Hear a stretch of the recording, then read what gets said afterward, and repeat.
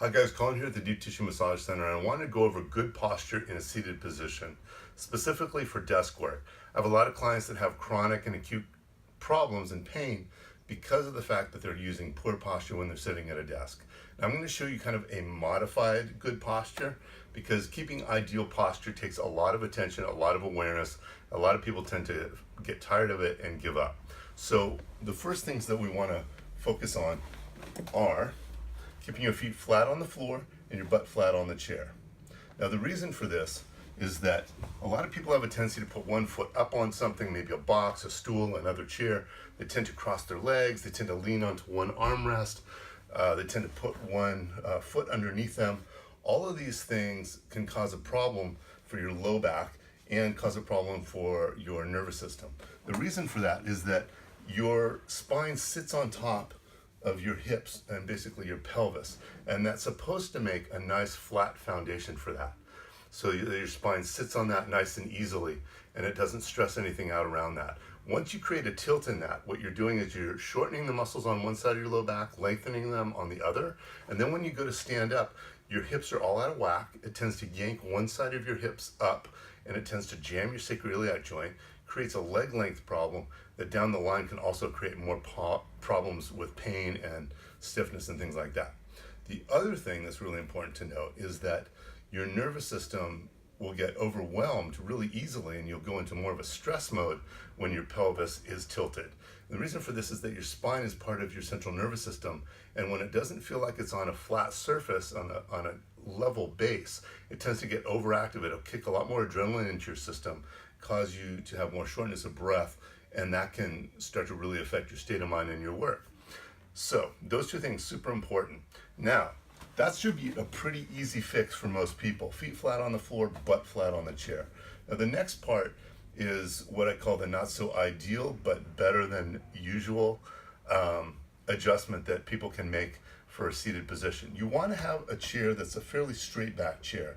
This has a little bit of a lean back to it, and a lot of the chairs that are in offices actually have a spring that allows you to kind of lean back farther.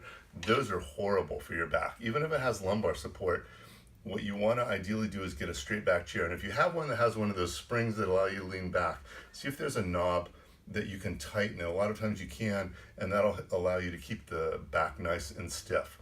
It's super important that you have a fairly straight back to your chair. And what you want to do from that is you want to make sure that instead of your shoulders rounded forward, you want to make sure that your shoulder blades are touching the back of the chair. Now the reason for this is that when your shoulder blades round forward, or your shoulders round forward, your head tends to come forward, but it causes all sorts of problems. Some of those problems are that your breathing tends to get more shallow, it tends to compress some of the internal organs, but even more so, the shoulders rounding forward cause the muscles between your shoulder blades to have to overwork and constantly pull and tighten. So if you're getting that sharp pain between the shoulder blades that so many people that do desk work do, what's happening is those muscles are working 24/7 to try and pull your shoulders back to the right position. All you have to do is bring your shoulder blades back so that they're touching the chair, and those muscles can then relax. So as you do that, you're going to open up your chest so you get better ability to breathe. Now the other thing that happens when your shoulders are rolled forward that should be even more of a concern to you is that you have a tendency then to shorten a lot of the muscles in through the upper chest and upper neck, and that can pinch the nerve and blood supply into your hand, cause tingling, numbness, and chronic pain in the hands. Another thing that's super important to note is that when the shoulders round forward, you're actually messing up the whole shoulder girdle here.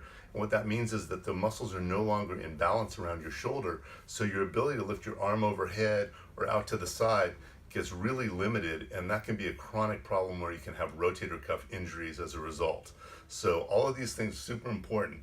Now notice so far the only real change you've had to make, aside from making sure that your butt's sitting flat on the chair, is that you're just making sure your shoulder blades are touching the back of the chair. Shouldn't be that big of a deal, right? So the next thing to point out is that we want to make sure that your chin is pushed back and not forward. Now the reason for this is that your head weighs about 10 to 12 pounds when it's ideally sitting right above your spine, above your neck here, then your neck supporting the weight of it. Once your head starts to come forward, Now the muscles that run through the back of the neck are having to support the weight of your head. Your head weighing 10 to 12 pounds, that's pressure of 10 to 12 pounds on the muscles in the back of the neck. For every inch your head comes forward or your chin comes forward, you're adding an extra 10 pounds of pressure onto those muscles.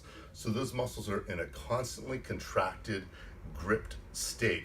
So if you're having pain in through here, at the base of the skull, headaches and things like that, this is most likely the cause of that. So you can easily change this by making sure that your shoulders are touching the back of the chair, and then what you want to do is put your finger right on your chin and you're going to push your chin back. You're not tucking it down, you're simply pushing it back, and by pushing it back you should feel a stretch through the back of your neck.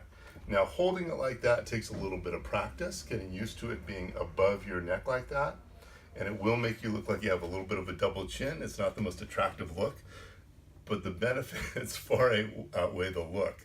So what I would suggest is that you really pay attention to those two things: your shoulder blades touching the back of the chair and your chin being tucked or pushed back a little bit and feeling a stretch to the back of your neck. Now from that position, if I'm working on a monitor, this should be fairly easy for me to do. I can move my mouse around, I can look directly straight ahead, I can see what's going on the monitor. Now we do have a tendency when we concentrate on things to move our head closer to that. So what you see when two people are talking and they're concentrating, or you're concentrating on your work, is people doing this. They get closer and closer to their monitor. Remember, this does not help you do your work any better, and all it's going to do is create bad posture and pain and strain problems for you. So I would suggest that you give these things a try. Focus in on just those 2 points of or actually the 3 points, the butt being flat on the chair with your feet flat on the floor, the shoulder blades being back, and the chin being retracted or pulled back or pushed back. Those 3 things are going to make a huge difference, and if you can just put a little post-it on your monitor or on your desk so that you check in with those things routinely throughout the course of the day, see where your body is in space. Don't beat yourself up for it if you're not getting it right the first time.